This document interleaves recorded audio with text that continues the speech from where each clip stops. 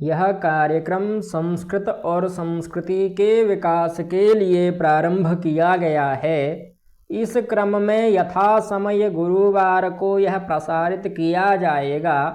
इस कार्यक्रम में सनातन धर्म से जुड़े मुद्दे या तत्कालीन मुद्दे के ऊपर समीक्षात्मक आलोचना अथवा प्रशंसा हो सकती है। हम दोनों ही पक्षों को मान्य रखेंगे। इस कार्यक्रम में जो कहा जाएगा वह मेरे स्वयं के विचार हैं या फिर किसी धर्म ग्रंथ अथवा पुस्तक के आधार पर हो सकता है आपके विचार उससे अलग हों। इस कार्यक्रम का उद्देश्य किसी भी धर्म, संस्था, जाति, वर्ग, देश का अपमान करना कदापि नहीं है।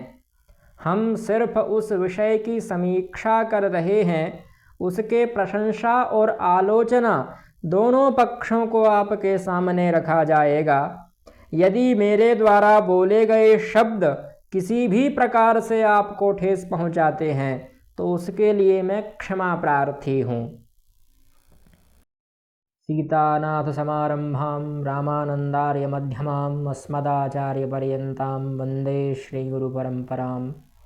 रामं रामानुजं सीतां भरतं भरतानुजं सुग्रीवं वायुसूनं च प्रणमामि पुनः पुनः। सर्वेभ्यो नमो नमः। नमो जनभाषायै संस्कृताय मित्राणि। आज हम इस एपिसोड में इस वीडियो के माध्यम से आप सभी के समक्ष एक और रहस्य उद्घाटित करने का प्रयास कर रहे हैं। यद्यपि कई लोग विज्ञ होंगे इस विषय में, कुछ लोग जो नहीं जानते हैं उनके लिए तो यह एक रहस्य ही है कि जो वाल्मीकि ऋषि हैं वह ब्राह्मण हैं, जो मूलतः रामायण के जिन्हें रचनाकार कहा गया है, जो रामायण के रचनाकार हैं, ऐसे जो वाल्मीकि ऋषि हैं वह तो ब्राह्मण ही हैं। एक और भी हैं जो इनके बारे में डाकू कहा जाता था, फिर बाद में जिनका उद्धार हुआ राम नाम से। और तुलसीदास जी ने भी जिनके बारे में चर्चा की कि वाल्मीकि भय ब्रह्म समाना, उल्टा नाम जाप करने के बाद वह ब्रह्म के समान हो गए, ब्रह्म में लीन हो गए। तो वह कैसे समर्थ हुए, वह उल्टा नाम से किस प्रकार से हुआ, वह भी हम एक बार कभी चर्चा करेंगे, उस पर अलग विषय है, उसको छोड़ दीजिए। तो दो प्रकार के वाल्मीकि हमारे समक्ष आ गए, एक वह जो डाकू थे और एक वह जो रामायण के रचनाकार थे। तो इसलिए भ्रम में ना रहें।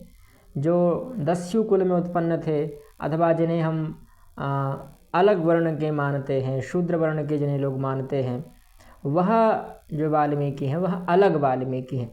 और मैं पहले ही स्पष्ट कर देता हूँ कि यह किसी को हतोत्साहित करने के लिए, उसको नीचा दिखाने के लिए, हेय दृष्टि दिखाने के लिए बिल्कुल भी नहीं है। यह जो वास्तविक तथ्य हैं, जो वास्तविक घटनाएं हुई हैं और शास्त्रीय प्रमाण से हम बता रहे हैं, आप बुकों का प्रमाण दे रहे हैं, किताबों का। जब यह प्रमाण आपके लिए दे रहे हैं कि इस श्लोक में इस जगह पर यह बात कही गई है, तो निश्चित होता है कि वह ब्राह्मण वंशी ही हैं। सबसे दूंगा, जैसे मैंने अभी वाल्मीकि ऋषि का दिया था रामचरितमानस से, तो उसी रामचरितमानस से भी मैं आपको वाल्मीकि जी के ब्राह्मण होने के साक्ष्य भी देंगे हम आपके लिए। और जो विज्ञ लोग हैं, विद्वान लोग हैं, वह तो सब परिचित हैं ही, यद्यपि सामान्य समाज में यह उतना प्रचलित नहीं है। अधिकतर लोग वाल्मीकि ऋषि को एक दस्यु ही समझते हैं, पर ऐसा नहीं है। और दूसरी बात यह कि जो लोग उनको दस्यु समझ रहे हैं वर्षों से, उनके लिए ही यह मूलतः वीडियो बनाई जा रही है। ऐसे ही कई कर्ण का भी आपको कई ऐसी चीज़ें हैं जो नहीं पता होंगी, भगवान श्री कृष्ण के बारे में भी ऐसी कई चीज़ें हैं जो नहीं पता होंगी, अर्जुन के बारे में भी आपको बहुत सारी चीज़ें नहीं पता होंगी। तो जब कब पता चलेंगी, जब आप ग्रंथों का अध्ययन करेंगे अथवा अपने जो परंपरागत प्रामाणित आचार्य हैं उनके सन्निधि में जाएंगे।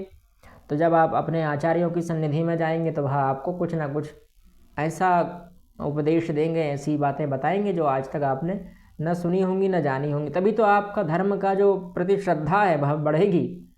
आप धर्म के बारे में जानते ही नहीं है तो धर्म की रक्षा किस प्रकार से कर पाएंगे। जब आप धर्म को जानेंगे तब धर्म क्या कहता है, धर्मो रक्षति रक्षतः। जब धर्म आपके द्वारा रक्षित होगा तभी तो वह आपकी रक्षा करेगा।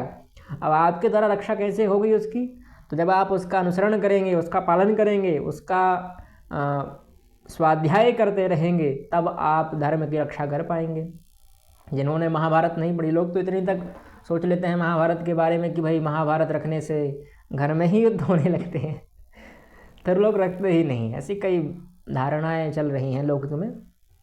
वह अलग विषय है, उस पर भी कभी चर्चा कर लेंगे। यद्यपि मैं शॉर्ट्स के माध्यम से उन पर बात बता चुका हूँ। अब जो वाल्मीकि हैं जिन्होंने आदि श्लोक लिखा, आदि काव्य लिखा, ऐसे वाल्मीकि ऋषि तो ब्राह्मण ही थे और यह प्रमाणित है। और उन्होंने पहला श्लोक लिखा था जो है मानसात् प्रतिष्ठात्वं गमः शाश्वती समाह यत्क्रौंच मिथुनादेकम अवधि काम मोहितम। तो यह जो श्लोक लिखा उन्होंने, यह क्रौंच का जोड़ा था, उसको देखकर एक क्रौंच की मृत्यु हो जाने पर उन्होंने यह एक बहेलिये को श्राप दिया था और यह प्रथम श्लोक श्राप के माध्यम से प्रस्फुटित हुआ उनके मुख से, इसलिए इसको आदि श्लोक कहा जाता है। लौकिक साहित्य का, वैदिक साहित्य का नहीं है ये। वैदिक संस्कृत अलग है, उसकी तुलना नहीं है। यद्यपि हम लोग तो यह मानते हैं कि वह रचना की नहीं गई है, वह सृजन पहले से ही हो चुका है, भगवान ने स्वयं उसका शुद्ध किया और भगवान स्वयं वेद हैं। यह भी एक हमारी धारणा है भारतीय परंपरा में कि भगवान स्वयं वेद हैं और भगवान ने वेद का सृजन भी किया है ना। तस्माद् यज्ञात् सर्वोदर्चः सामान्य जगत इत्यादि कई मंत्रों में बताया गया कि उसी से, उन्हीं तस्मात् उसी से निकले हैं ये सब जो ऋच है, सामान्य जग्नि रही है, सभी जो साम वेद हैं, यज्ञ वेद हैं इत्यादि सब जो भी हैं, यह सभी उसी ब्रह्म से, परब्रह्म से प्रस्फुटित हुए हैं, निकले हैं। अब आते हैं मूलतः हमारी जो बात है उस पर।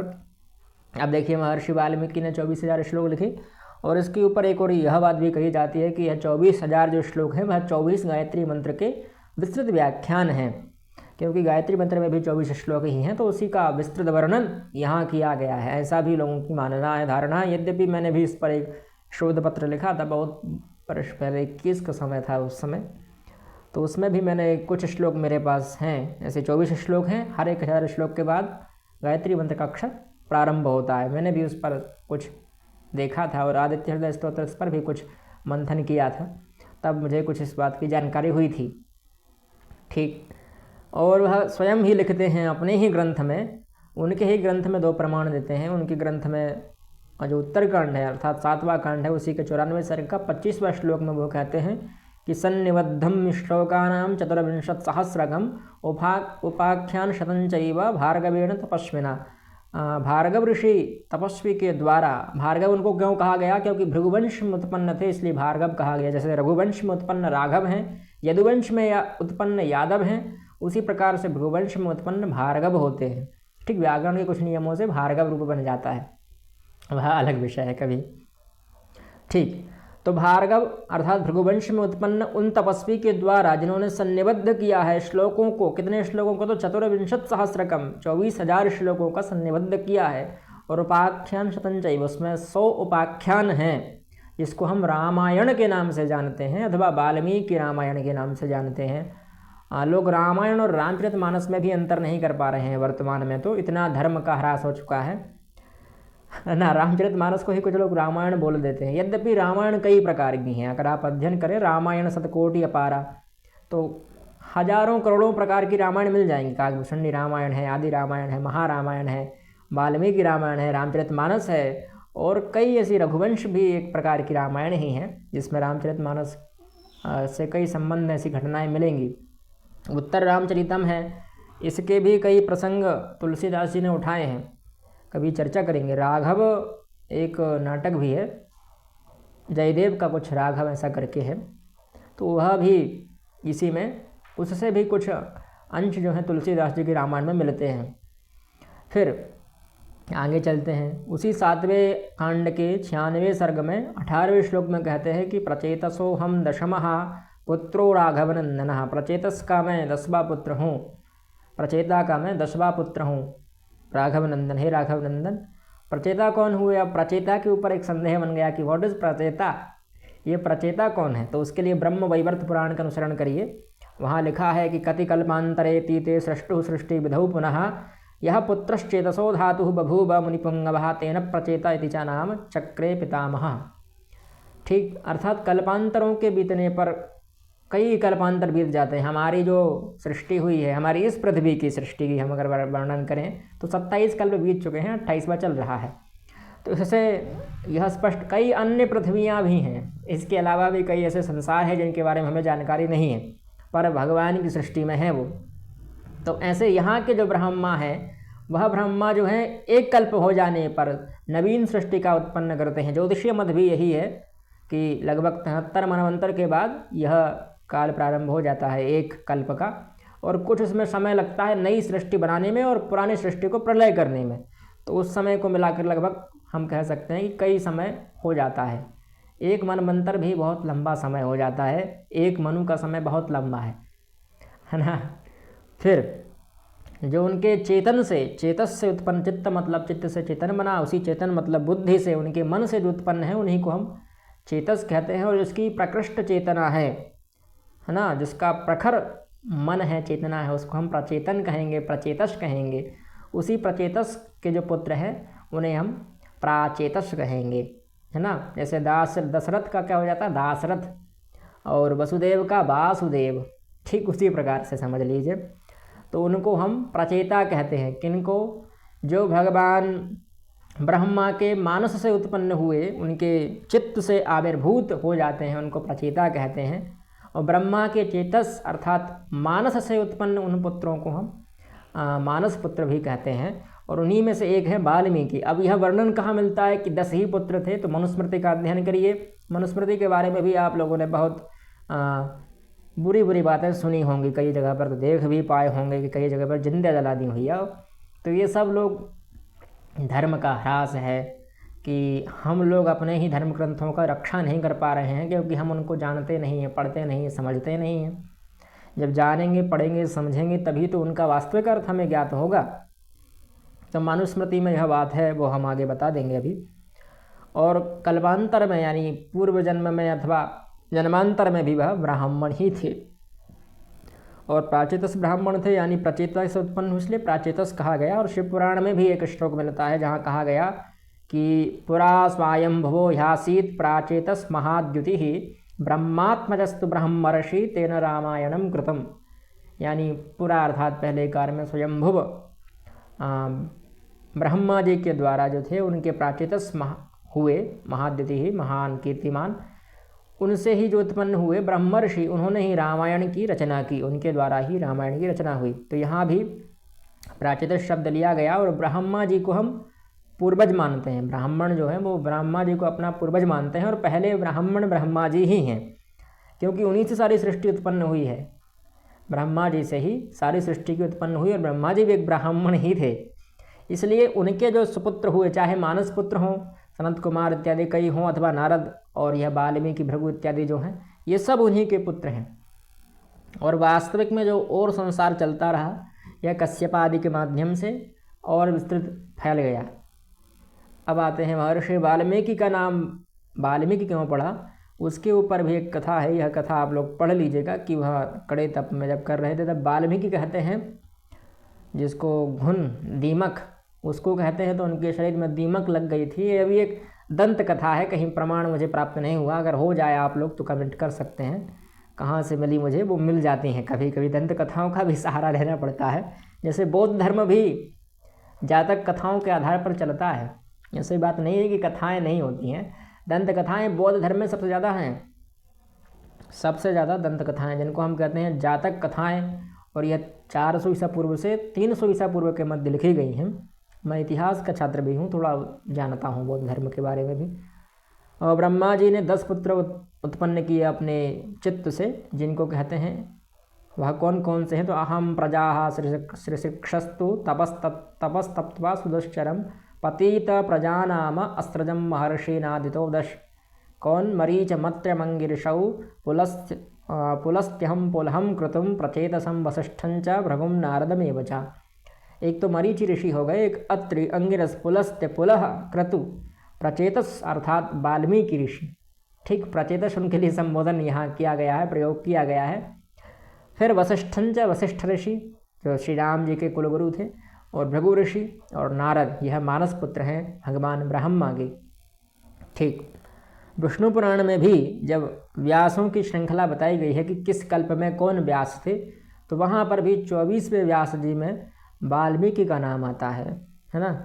ऋक्षो भूत भार्गव, देखिए हम इसको वो कर देते हैं हाईलाइट, ऋक्षो भूत भार्गवस तस्माद् वाल्मीकिर्योभिधीयते, यहाँ लिखा है। ठीक, ये ऋक्षो भूत, यह श्लोक हो गया। और आप चाहे तो इसका अर्थ भी देख सकते हैं।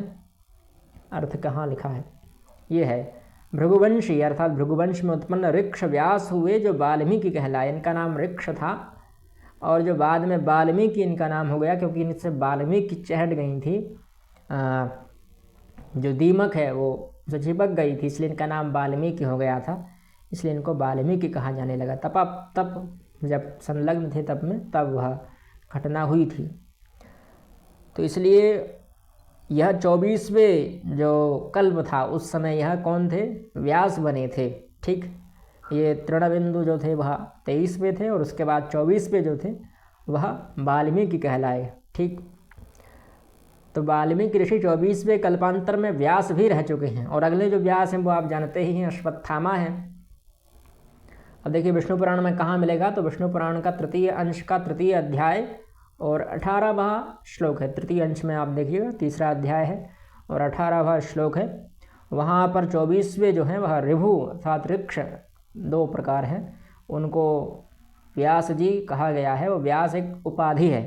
ठीक है, जो अभी 27वें कल्प में थे वह वेदव्यास जिनको हम कहते हैं उनका नाम है कृष्ण द्वैपायन, है ना। ये देखिए कृष्ण द्वैपायन यहाँ लिखा भी है, ये कृष्ण द्वैपायन। ठीक, अब इनके बाद द्वापर युग में द्रोणपुत्र अश्वत्थामा अगले व्यास होंगे। ठीक, अभी हमने कल्पों की चर्चा की थी, तो उसी प्रकार ये कल्पों में अलग अलग बदल जाते हैं।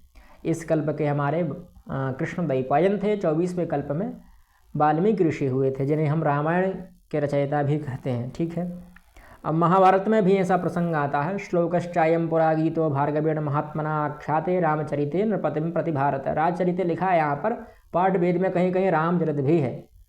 तो जिन्होंने रामचरित गाया अथवा आख्यान किया उसका रामचरित में जो नृपति के प्रति, नृपति की और जो वो है नियम, राजा के किस प्रकार से नियम होने चाहिए, वह उस रामचरित में अथवा राजचरित में वर्णन है। और उसको किसने लिखा, तो कहा भार्गवेण महात्मना, भार्गव महात्मा के द्वारा वह लिखा गया। तो वह भार्गव महात्मा कौन थे, वाल्मीकि ऋषि ही थे। क्योंकि हमें स्पष्ट होता है रामचरित से हम अर्थ लेंगे रामायण का, और भार्गव अर्थात भृगुवंश में उत्पन्न, तो वह भृगुवंश वाले कौन थे, वाल्मीकि। और वाल्मीकि रामायण का संबंध भी हो रहा है, इसलिए वाल्मीकि रामायण की ही बात हो रही है।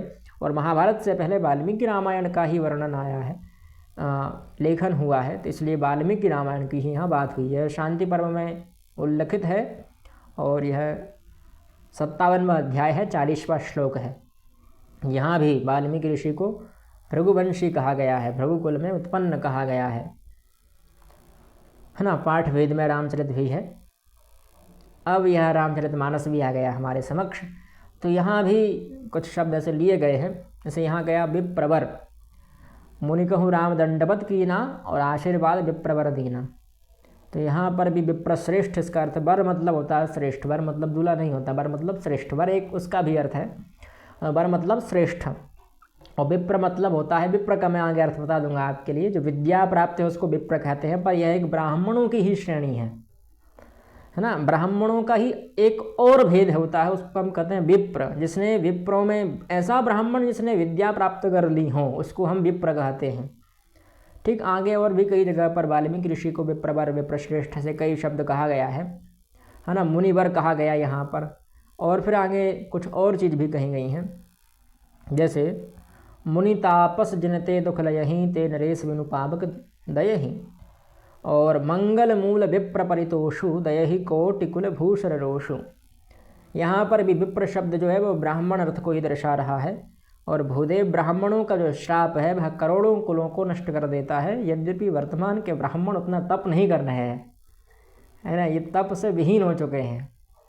तप करेंगे जब आपके पास शक्ति होगी, तभी तो आप म्लेच्छों का जो शासन है उसको नष्ट कर पाएंगे, है ना। कैसे प्रकार से हजारों वर्षों से हम लोग उनको जीत रहे हैं और अब उनका जो बढ़ रही है, नित्य बढ़ रहे हैं वो, तो उसको किस प्रकार से रोकेंगे। जब आपके पास कोई तप होगा, शक्ति होगी, क्षत्रिय जो जब अपने वापस क्षत्रिय धर्म में आ जाएंगे, ब्राह्मण धर्म का पालन करेंगे, तभी यह हो पाएगा कि हम अपने देश को, अपने धर्म को म्लेच्छों से बचा सकते हैं, वरना संभव नहीं है। और देखिए एक श्लोक भी है, जन्मना ब्राह्मणों के यहाँ, फिर संस्कारित उच्यते, और विद्या यादि विप्रत्तम त्रिभिर श्रोत्रिय लक्षणम, ऐसा एक श्लोक भी मिलता है कि जन्मना ब्राह्मण, जन्म से ब्राह्मण होता है, फिर उसके बाद संस्कारों से जब उसका उपनयन संस्कार हो जाता है द्विज कहलाने लगता है, यानी 2 बार जन्म हो गया। उसके बाद विद्या यादि विप्रत्वम, जब विद्या प्राप्त हो जाता है,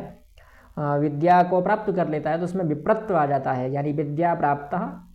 यह विद्या प्राप्ता का ही शॉर्ट फॉर्म है विप्र, है ना। ये वी ले लीजिए और ये प्रा ले लीजिए, तो बी और प्र, विप्र, है ना। एक और भी कह सकते हैं कि विष्णु प्रपन्न, जो विष्णु के प्रपन्न हो गया है ना, भगवान विष्णु के, वह भी विप्र हो सकता है ना। यह एक अलग मत है, पर यह कोई प्रमाणित नहीं है, ये तो मैंने बता दिया है सर। शॉर्ट फॉर्म में हम ले लेते हैं ना, जो संस्कृत जानते होंगे वह इस चीज़ को समझ रहे होंगे, प्रत्याहार का कॉन्सेप्ट है संस्कृत में, वह उसी प्रकार से यह भी एक शॉर्ट फॉर्म ही है। कई लोगों का, हम जैसे आज भी राम नारायण शर्मा है किसी का नाम, तो हम क्या कहेंगे RN शर्मा, तो वही शॉर्ट फॉर्म है ये विद्या प्राप्त का विप्र, है ना। हम लोग भी शॉर्ट फॉर्म का ही प्रयोग कर लेते हैं, ठीक है। तो ये जो PDF है ये आपको टेलीग्राम पर मैं भेज दूंगा, वहाँ आप प्राप्त कर सकते हैं। तो इस प्रकार से हम प्रमाणित कह रहे हैं, किसी को हे दिखाने का नहीं है, बस वास्तविकता में हम आपको बताना चाह रहे हैं कि जो ब्राह्मण थे, वाल्मीकि ऋषि थे, वह ब्राह्मण थे, उनका किसी दस्यु कुल में अथवा किसी शूद्र कुल में वह उत्पन्न नहीं हुए होते तो कहीं ना कहीं प्रमाण मिलता। एक ही नाम के 2 व्यक्ति हो सकते हैं, है ना, पर दोनों का अलग अलग वर्णन मिलता है। जैसे राम नाम के 3 व्यक्ति हैं, है ना, आप राम नाम से केवल एक ही अर्थ लेते हैं, पर जो विद्वान हैं, विज्ञ हैं, जो जानते हैं, जिन्होंने शास्त्रों का अध्ययन किया है, वो राम से कई अर्थ भी ले सकते हैं। एक राम अवधेश कुमारा, है ना, अवधेश मतलब राजा दशरथ के जो पुत्र थे, पर ब्रह्म परमात्मा, है ना, जो थे राम, एक राम तो वही है। दूसरे राम परशुराम उनका नाम इसलिए हो गया क्योंकि परशु रखते थे, इसलिए परशुराम हो गए। और एक बलराम रामानुज, है ना, वो रामानुज कौन से रामानुज, जो कृष्ण भगवान के छोटे भाई, वह बल में श्रेष्ठ थे, इसलिए उनका नाम बलराम रखा गया। ऐसे 3 राम हो गए। और जो लोग ज्योतिष का अध्ययन करते होंगे वो लोग जानते ही होंगे कि कहीं श्लोक में अगर राम शब्द आ जाता है तो हम उससे 3 संख्या का अर्थ लेते हैं ना, कि गणना के लिए हम शब्दों को किस प्रकार से गणना करेंगे। जैसे दिशाओं से 10 की संख्या लेते हैं, नेत्रों से 2 की संख्या लेते हैं, पर्वतों से 7 की संख्या लेते हैं, इत्यादि जो कई भेद हैं, उस प्रकार से हम राम शब्द से भी 3 संख्या लेते हैं, क्योंकि 3 राम हुए हैं, क्षम्यताम, ठीक। तो उसी प्रकार से जो राम है ना, राम शब्द आपको एक लगता होगा, पर जो विद्वान उसके लिए 3 प्रकार से राम हो सकते हैं, है ना। ऐसे ही वाल्मीकि ऋषि भी हो सकता है कोई दूसरे वाल्मीकि हो, जो दस्यु कुल में उत्पन्न हुए थे, डाकू रहे, और बाद में राम नाम से ही जिनका उद्धार हुआ। और तुलसीदास जी ने भी जिनका वर्णन किया, क्योंकि तुलसीदास जी ने वर्णन किया मतलब स्पष्ट होता है कि कहीं ना कहीं ग्रंथ में इनका उल्लेख है, तभी तो तुलसीदास जी लिख रहे हैं। क्योंकि 6 सहस्त्र सब ग्रंथन को रस, सभी ग्रंथों का रस तो वही है। भागवत तो फल है, सभी शास्त्रों का फल है भागवत, और उस भागवत रूपी फल का भी जो रस है वह रामचरितमानस है। तो रामचरितमानस में अगर कोई विषय उद्धृत हो चुका है मतलब वह स्वतः प्रमाण है, उसके लिए अब आवश्यकता नहीं है किसी की। तो हम कहेंगे कि कोई दूसरे वाल्मीकि ऋषि हो सकते हैं जिन्होंने मरा कहने पर जिनका उद्धार हुआ। अब दूसरी बात, मरा कहने से किस प्रकार से उद्धार हो सकता है, तो उसके लिए भी मैंने एक मेरी जो कुबुद्धि है उसको बुद्धि के आधार पर मैंने ऐसा अंदाज़ा लगाया कि ऐसे हो सकता है। क्योंकि हम गलत नाम ले रहे हैं और किसी को गलत प्रकार से पुकारें तो वह किस प्रकार से आ सकता है। तो अगर हम मरा को लिखने का प्रयास करें तो यह किस प्रकार से लिखा जाएगा, इस प्रकार से। और यदि हम इसमें एक बीच में ऐसा जोड़ दें योजक चिन्ह, तो ये क्या बन जाएगा, र और म, इन दो को ही जोड़ दीजिए तो राम बन जाएगा, है ना। तो यह एक मरा में एक राम तो बन रहा है। और हम ऐसा भी ले सकते हैं कि मरा से उल्टा अर्थ भी आ गया राम का, है ना, राम का उल्टा ही तो मरा है। पर एक अर्थ यह भी है कि 2 बार मरा कहेंगे तो एक बार राम तो आएगा, है ना। और अगर यह वाल्मीकि ऋषि, देखिए अब एक और प्रश्न भी था मेरे शंका में, मेरी बुद्धि है वो दुर्भाग्य से एक प्रश्न आया मेरे मन में कि अगर वाल्मीकि जी जो मूलतः ब्राह्मण थे और जिन्होंने रामायण की रचना की उन वाल्मीकि ने मरा शब्द का प्रयोग किया तो संपूर्ण संस्कृत साहित्य में मरा शब्द है ही नहीं। मरा शब्द तो हिंदी का है, तो यह मरा शब्द आया कहाँ से, है ना। उसके लिए तो मृत्यु शब्द है। तो अगर मृत्यु शब्द का उपयोग करते तो संभव ही नहीं था। हिंदी की खोज तो यह 1000 ईस्वी में हुई है, 1000 ईस्वी के आसपास। उससे पहले तो हिंदी थी ही नहीं, उससे पहले संस्कृत थी, अथवा मान लीजिए पाली थी, कन्नड़ थी, तमिल थी। तो इन भाषाओं में मरा शब्द नहीं है। अगर होगा तो मेरी जानकारी नहीं है, संस्कृत में तो नहीं है। खैर यहाँ तक मुझे जानकारी है और मैंने अध्ययन किया है, उस दृष्टि में तो मरा शब्द मुझे संस्कृत में नहीं मिला। तो अगर संस्कृत में नहीं है तो यह एक साधु शब्द भी नहीं हुआ, और अगर साधु शब्द नहीं है तो उसके प्रयोग होना भी कोई औचित्यपूर्ण नहीं है। और वाल्मीकि जी जिन्होंने 24,000 श्लोक लिखे, जो आदि कवि थे, जिन्होंने आदि श्लोक लिखा और आदि काव्य लिखा, वह वाल्मीकि हिंदी का प्रयोग करेंगे, वो भी उस जमाने में जब हिंदी का नामो निशान ही नहीं था। तो इसलिए यह स्वतः सिद्ध होता है कि वाल्मीकि ऋषि जो रामायण के रचनाकार हैं, उन्होंने मरा शब्द का प्रयोग नहीं किया। ठीक है, तो हम मिलते हैं अगली वीडियो में। तब तक के लिए जय तु संस्कृतम, जय तु भारतम।